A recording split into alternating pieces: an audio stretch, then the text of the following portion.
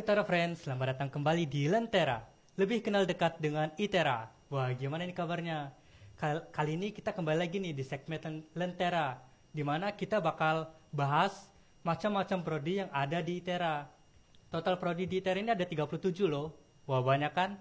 Nah, khusus di episode kali ini, kita bakal bahas salah satu prodi yang tentunya cukup menarik, karena prodi ini berkaitan dengan apa ya? Dengan taman, juga keestetikan taman. Nah, yaitu prodi arsitektur landscape. Nah, di episode kali ini saya juga kedatangan dua narasumber yang datang langsung dari prodi arsitektur landscape ITERA. Kalau gitu langsung saja kita sambut, yaitu ada Bapak dan Abang. Selamat datang di studio ITERA TV. Sebelumnya, apa kabar Bapak dan Abang? Alhamdulillah sehat. Alhamdulillah.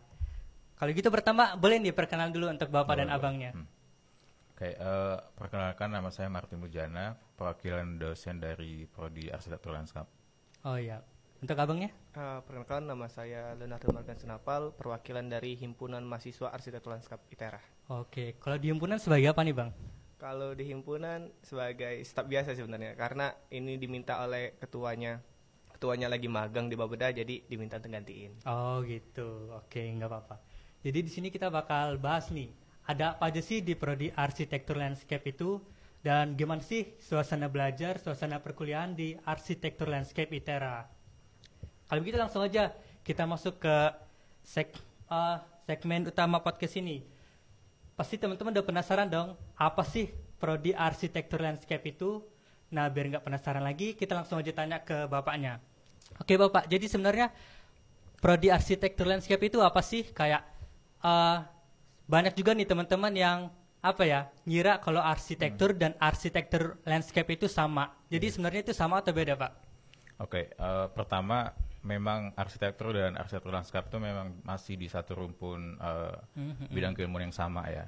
Nah, kalau dua negeri itu memang arsitek dan arsitektur lanskap itu berkembang beriringan begitu. Jadi kalau ada bangunannya otomatis ada tamannya begitu ya. Nah, kalau di Indonesia sendiri dulu arsitektur lanskap itu namanya arsitektur pertamanan. Oh. Ya. Jadi dari situ kan udah tahu ya bahwa kalau lanskap itu memang lebih fokus ke ruang luar gitu, karena secara pengertian lanskap itu kan bentangan lahan. Jadi arsitektur itu ngomongin tentang bangunannya, nah kita lanskap ngomongin hal-hal yang di luar dari bangunan itu, gitu. Jadi setelah tahun berapa ya, tahun 1978 arsitektur lanskap itu mulai ada di Indonesia, prodinya maksudnya. Nah, di kampus Universitas Pancabudi yang ada di Medan, awalnya itu namanya arsitektur pertamanan. Nah, kemudian seiring berjalannya waktu diganti menjadi arsitektur lanskap. Gitu. Jadi ternyata arsitektur dan arsitektur landscape itu beda ya Pak ya? Ya beda, ada tapi masih di rumpun ilmu yang sama. Masih di rumpun ilmu yang sama. Kalau untuk arsitektur landscape di ITERA sendiri itu udah ada dari tahun berapa Pak? Oke, kalau menurut SK sendiri itu di Desember 2018. Oh, gitu. 2018. Ya. Cuman sebelum itu dosen yang angkatan pertama itu sudah mulai bergabung di prodi arsitektur ITERA sebelum dibentuk prodi sendiri gitu ya. Nah, tapi angkatan pertama kita itu ada di 2019. Jadi sekarang baru ada 3 angkatan. Oh, gitu. Oke, jadi itu dia teman-teman. Profil singkat tentang arsitektur landscape dan apa itu arsitektur landscape. Kemudian nih Pak, di arsitektur landscape itu kalau dalam perkuliahan tuh memfasilitasi apa aja sih? Ada fasilitas apa aja gitu yang disediakan untuk mahasiswa berkuliah di arsitektur landscape ITERA? Oke. Mungkin kalau di teknik itu dikenal dengan laboratorium ya. Tapi kalau di kita itu namanya studio. Nah, jadi sebenarnya mahasiswa memang lebih banyak ngabisin waktu di studio ketimbang di luar studio gitu. Karena kita ada studio desain dari semester awal sampai semester akhir nanti gitu. Nah, tapi selain itu, nah mungkin teman-teman juga belum tahu ya kalau di ITERA itu ada istilah sharing facility. Jadi fasilitas yang kita gunakan itu bisa dipakai bersama dengan prodi-prodi yang lain. Jadi kalau seandainya kita ada laboratorium komputer, prodi lanskap juga bisa menggunakannya gitu. Oh gitu. Jadi selain ada labcom tadi komputer, juga ada studio. Nah, selain itu kalau untuk ngeprint dan sebagainya kita sudah punya 3D printer ada, terus plotter yang sampai A0 ada. Nah, kemudian ada laser cut. Laser cutting gitu. Jadi sangat membantu nanti kalau teman-teman masuk ke lanskap untuk buat market misalnya. Market itu kan udah diwajibkan dari semester 3 gitu ya. Jadi nggak perlu repot-repot keluar gitu. Jadi di kita sudah disediakan. Studionya juga sudah ada 2 yang besar gitu yang bisa dipakai bersama gitu. Ada di Labtech 2 sama Labtech 5. Oh gitu. Jadi teman-teman nih, ternyata di arsitektur landscape itu udah disediain fasilitas nih untuk membantu teman-teman berkuliah di arsitektur landscape. Kalau untuk sistem perkuliahan itu gimana sih Pak di arsitektur landscape ini? Suasananya juga bagaimana mahasiswa dan dosennya di arsitektur landscape? Oke. Kalau selama pandemi skema terbanyak memang daring ya. Daring, tapi untuk bimbingan atau asistensi studio, mahasiswa kita perbolehkan untuk datang ke kampus atau mengerjakan di studio gitu dari pagi sampai sore misalnya. Gitu. Nah, jadi nanti tinggal dijadwalkan dengan dosen pembimbing siapa gitu. Jadi bisa bertemu nanti di studio. Nah, tapi untuk mata kuliah yang bersifat teori memang sekarang skemanya lebih banyak daring. Gitu. Tapi khusus untuk UTS sama UAS nanti kita coba aplikasikan hybrid. Gitu. Jadi mungkin ada beberapa nanti yang kita undang ke kampus gitu untuk ujian. Nah, selain itu juga kita tiap tahun ada kuliah lapang. Nah, untuk angkatan pertama kemarin ke Bogor ya. Iya, Bogor, Pak. Ke Bogor. Jadi selain ke tempat-tempat wisata juga kita berkunjung ke IPB ya. Ya, IPB. Jadi kita sebagai tamu di sana gitu untuk kenal lebih dekat arsitektur lanskap di IPB itu seperti apa, kemudian jalin kerjasama dan sebagainya. Tahun lalu kita ke Lampung Barat. Jadi emang tiap tahun kita ngadain minimal 1 kali dalam 1 tahun. Itu selalu ada setiap tahun. Selalu ada. Nah, jadi ya, tapi karena memang prodi kita itu memang mengharuskan untuk sering-sering keluar ya, survei segala macam, karena itu bagian dari kuliah. Oh iya. Karena untuk studio sebelum masuk ke proses desain, survei untuk data inventaris kan dilakukan di awal-awal gitu. Jadi memang kalau teman-teman suka jalan-jalan, misalnya suka fotografi gitu, jadi memang cocok masuk ke sini. Oh iya tuh, jadi teman-teman tuh cocok nih buat teman-teman yang suka jalan-jalan dan juga suka fotografi, ya, benar ya Pak ya? Ya. Jadi tadi untuk sistem belajarnya sementara masih kebanyakan di daring ya Pak ya? Benar.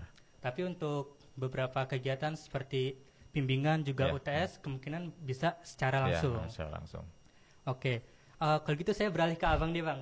Ya, di sini Abang kan sebagai perwakilan HIMA. Boleh nggak sih dijelasin dulu sedikit nih, HIMA itu apa sih, juga apa ya, kegiatan juga fungsi HIMA di prodi itu sebagai apa gitu? Boleh Bang dijelasin? Oke. Untuk HIMA sendiri kan di sini ada Himarskap, Himpunan Mahasiswa Arsitektur Lanskap. Nah, fungsinya ini untuk mewadahi teman-teman yang berkuliah di arsitektur lanskap, yang mana kan untuk pembelajaran hard skill itu lebih dominan di prodi. Sedangkan untuk pengembangan soft skill seperti itu, seperti public speaking, teamwork gitu kan segala macam, itu dibantu oleh himpunan gitu. Jadi mewadahi untuk pengembangan soft skillnya sendiri. Untuk kegiatan-kegiatan juga menunjang juga, seperti kemarin itu perkuliahan lapangan gitu kan, kayak kulap gitu, field trip. Itu juga tim himanya yang membantu untuk mengkoordinir segala macam gitu. Jadi untuk yang perizinan di lokasi yang akan didatangi itu dari himpunan yang membantu gitu. Oh gitu. Jadi HIMA itu juga berfungsi penting ya di prodi ya Bang ya. HIMA itu sebagai organisasi ya Bang ya, bisa disebut ya, organisasi yang melengkapi prodi itu sendiri. Nah, kalau untuk persyaratan masuk HIMA itu apa aja sih Bang? Ada ketentuan khususnya nggak gitu? Kalau untuk persyaratan masuk HIMA itu sebenarnya semua mahasiswa yang terdaftar di S1 ITERA atau terdaftar di program studi arsitektur lanskap itu otomatis dia menjadi anggota Himarskap gitu. Tapi ada tingkat-tingkatannya lagi gitu. Untuk menjadi pengurus, untuk menjadi tingkatan yang atasnya itu ada prosesnya lagi, itu seperti kaderisasi lanjutan gitu. Jadi untuk seluruh mahasiswa arsitektur lanskap ITERA itu termasuk anggota himpunan. Oh, jadi sudah secara otomatis gitu ya Bang ya? Semua mahasiswa yang masuk di prodi arsitektur landscape itu bagian dari himpunan mahasiswa arsitektur landscape. Iya, betul. Oke. Selanjutnya Mas, kita kembali lagi nih ke prodi arsitektur landscape. Yeah. Jadi arsitektur landscape itu kan mempelajari tentang arsitektur tapi di luar gitu ya Pak ya. Lebih ke estetika taman gitu ya Pak. Tadi saya baca kurang lebih seperti itu. Jadi kalau untuk prospek kerjaan itu sendiri itu gimana sih Pak sebagai nanti bisa bekerja di mana aja gitu? Gimana Pak untuk prospek kerjanya? Baik. Prodi arsitektur lanskap di Indonesia itu baru ada 9 ya kampus yang ada. Jadi di Sumatera itu baru ada 2 setelah Pancabudi tadi yang pertama, kemudian ada ITERA gitu tahun 2019 di angkatan pertamanya. Jadi memang komunitas kita masih kecil gitu. Komunitas masih kecil ya otomatis nanti persaingannya juga belum terlalu banyak gitu. Tapi peluang kerjanya sangat terbuka sekali begitu. Karena karena kita bisa masuk ke banyak lini. Kalau misalnya membuat usaha sendiri, konsultan studio atau konsultan lanskap misalnya bisa gitu. Karena kita belajar itu mulai dari skala kecil, misalnya ngomongin pekarangan rumah gitu ya, sampai ke skala besar, sampai ke skala kota misalnya buat plaza, alun-alun dan sebagainya. Nah kita selain berfokus ke desain, kalau di lanskap ITERA itu ada KK manajemen juga. Jadi mungkin nanti teman-teman yang tertarik dengan bagian kepengelolaan sebuah taman misalnya, itu bisa masuk ke sana nanti. Misalnya di bandara tuh, mengelola taman di bandara misalnya. Nah, ada 2 KK di manajemen untuk pemeliharaan dan sebagainya. Ya itu bisa ke, selain itu mungkin bisa ke kontraktor juga bisa, kontraktor atau developer gitu ya. Nah, banyak sih sebenarnya, jadi bisa masuk ke banyak lini. Tapi kalau mau buat usaha sendiri juga bisa gitu. Oh gitu, jadi lumayan banyak juga ya Pak ya prospek kerjanya. Kalau jadi PNS mungkin nanti di kantor di kementerian misalnya lingkungan hidup atau PU gitu bisa. Jadi buat teman-teman nih yang mulai berminat nih untuk masuk ke arsitektur landscape nggak usah khawatir karena prospek kerjanya juga cukup luas, bisa masuk ke banyak lini. Ya, dan yang penting saingannya juga belum banyak begitu. Nah itu dia, jadi kemungkinan punya potensi besar ya Pak ya untuk langsung terserap ke industri.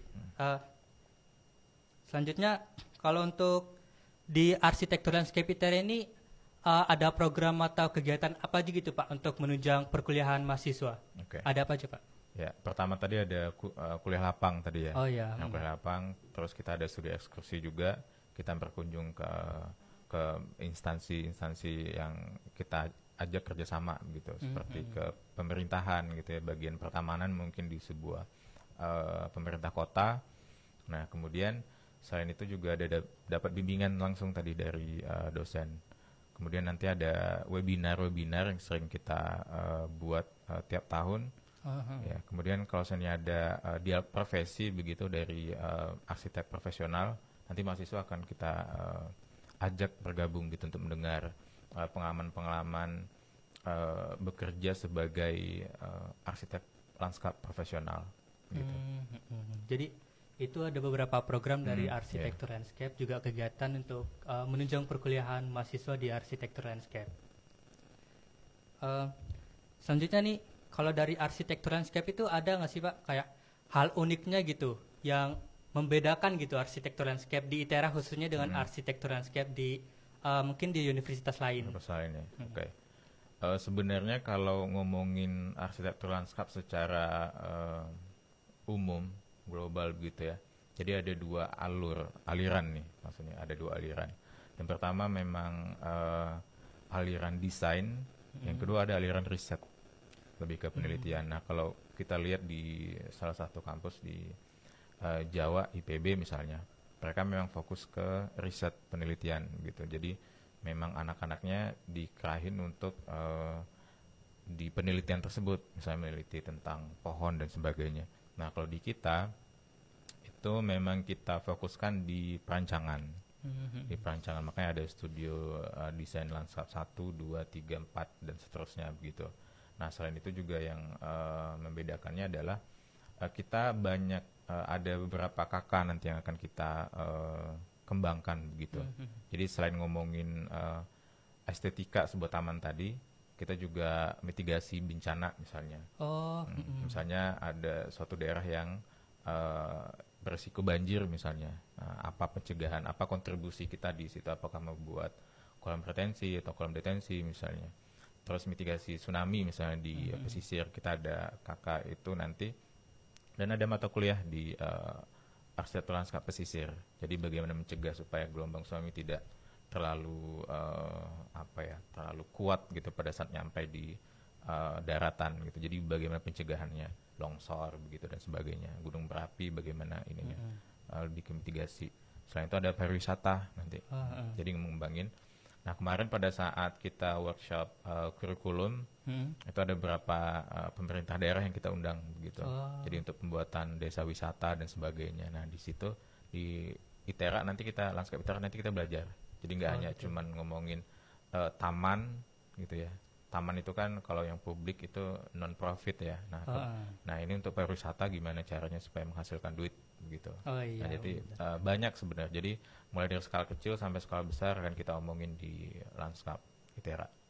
Gitu. Jadi nggak cuma tentang keestetikan taman aja, tapi juga ada bagaimana menanggulangi bencana ya. Benar sekali. Baik banjir, tsunami untuk di daerah pesisir, juga pariwisata ya Pak ya. Oke.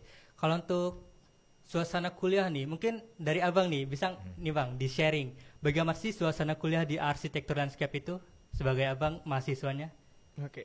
Kalau dari segi yang experience yang saya dapat itu untuk dosen-dosennya baik banget, soalnya kan ini kan berkaitan dengan lingkungan, jadi dosen-dosennya itu bagaimana membawa mahasiswa itu untuk lebih dekat dengan lingkungan itu dengan cara yang baik-baik banget gitu, nyaman banget pokoknya di arsitektur lanskap. Enggak mungkin kalau orang-orang lihat kan dosen-dosen teknik itu agak creepy gitu, tapi untuk di arsitektur lanskap itu enak banget gitu.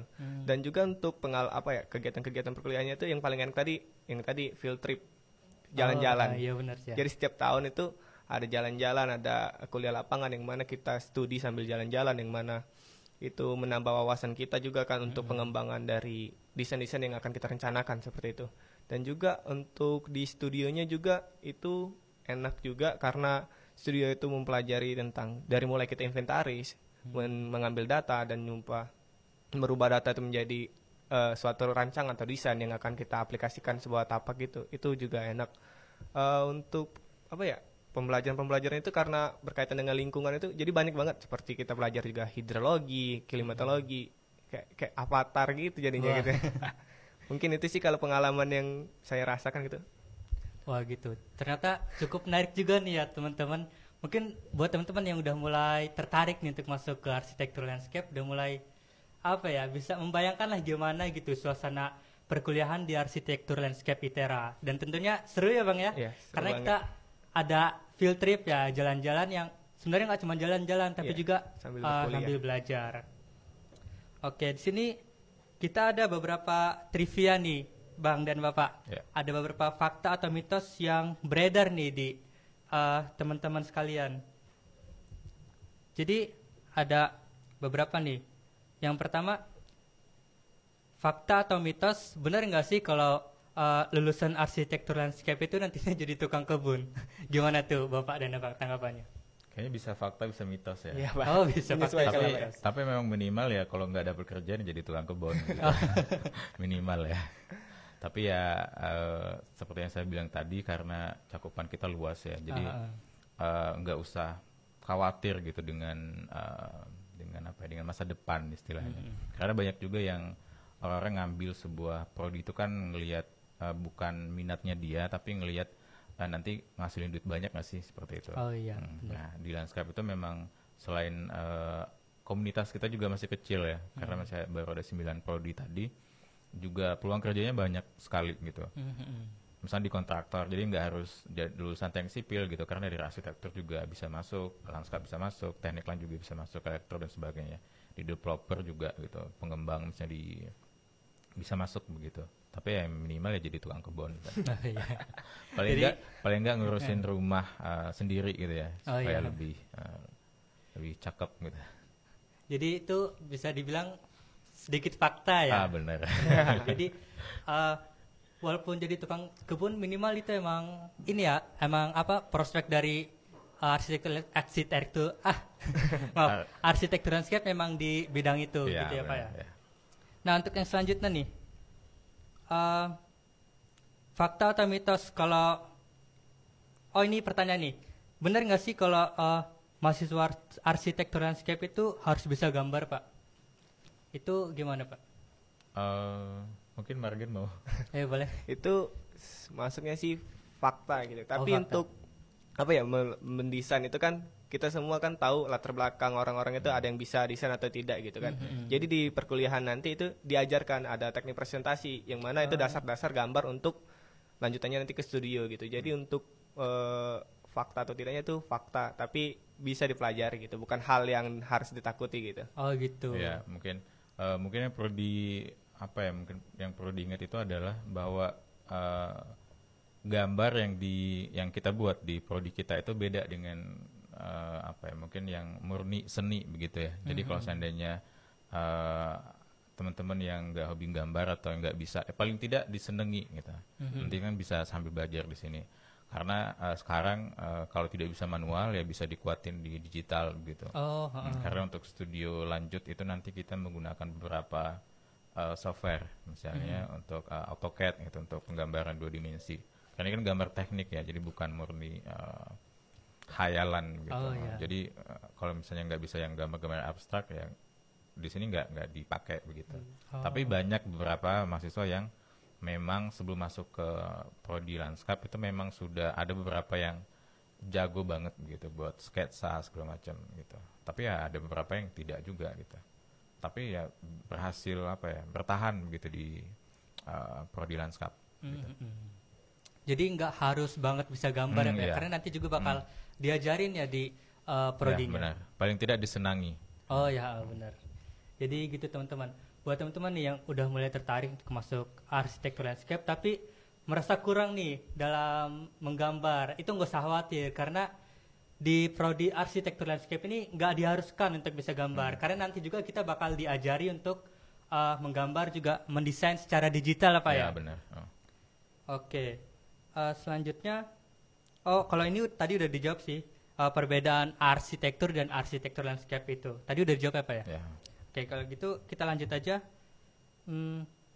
Ternyata kita udah mau menuju ke akhir nih teman.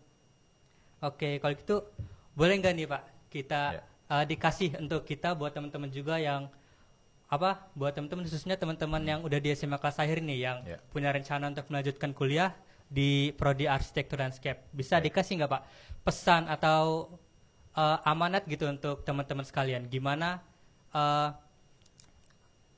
cara pesan untuk teman-teman yang mau masuk ke prodi arsitektur landscape gitu Pak. Oke, mungkin buat calon mahasiswa gitu ya, mungkin tertarik dengan prodi arsitektur lanskap,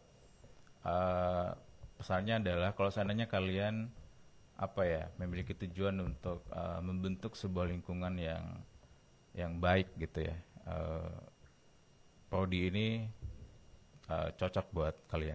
Gitu. Kalau dari abang ini bang, ada pesan nggak bang untuk teman-teman calon mahasiswanya?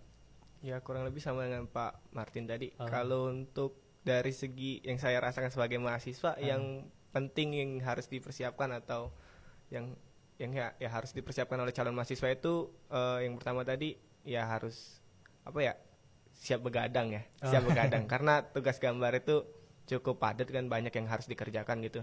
Dan juga kalau bagi yang berminat untuk mendesain lingkungan, nggak suka untuk mendesain arsitektur tapi sukanya untuk lahan luar, itu cocok banget untuk di arsitek lanskap. Dan juga yang paling penting sih kalau masuk arsitek lanskap bisa jalan-jalan. Itu salah satu poin pentingnya tuh. Jadi kita bisa belajar juga sekalian jalan-jalan ya. Jadi nggak cuma belajar aja suntuk di kelas, tapi juga sekalian field trip, jalan-jalan sambil belajar. Tentunya seru dong teman-teman ya. Iya bang ya. Iya.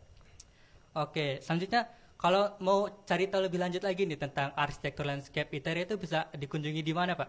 Oke, kita punya beberapa akun resmi ya. Di IG itu ada arsitektur lanskap .itera kalau terus di YouTube-nya ada arsitektur ITERA, bisa cari di situ. Nanti kalau mau lihat tugas-tugas yang pernah dikerjain sama mahasiswa gitu ya. Jadi ada sudah diunggah di situ. Kalau untuk website apa Pak? Bisa dikunjungi di mana? Di arl.itera.ac.id. Oke, tuh teman-teman jangan lupa ya dikunjungi websitenya, juga di follow Instagram juga YouTube-nya. Kalau untuk dari Hima sendiri gimana Bang? Kalau untuk dari Hima sendiri, Hima punya Instagram, akun Instagram namanya itu Himarskap ITERA gitu. Oke. Namanya. Oke. Kalau YouTube atau webnya? Lagi dikembangkan. Oke, lagi dikembangkan. Jadi jangan lupa di follow juga tuh akun Instagram dari Hima Arsitektur Landscape. Oke, nanti dicari aja di Instagramnya, langsung di follow. Oke teman-teman, kalau gitu kita udah di akhir podcast kali ini. Terima kasih sebelumnya untuk Bapak dan Abang yang udah menyempatkan hadir di sini dan memberi kita wawasan tentang arsitektur landscape ITERA.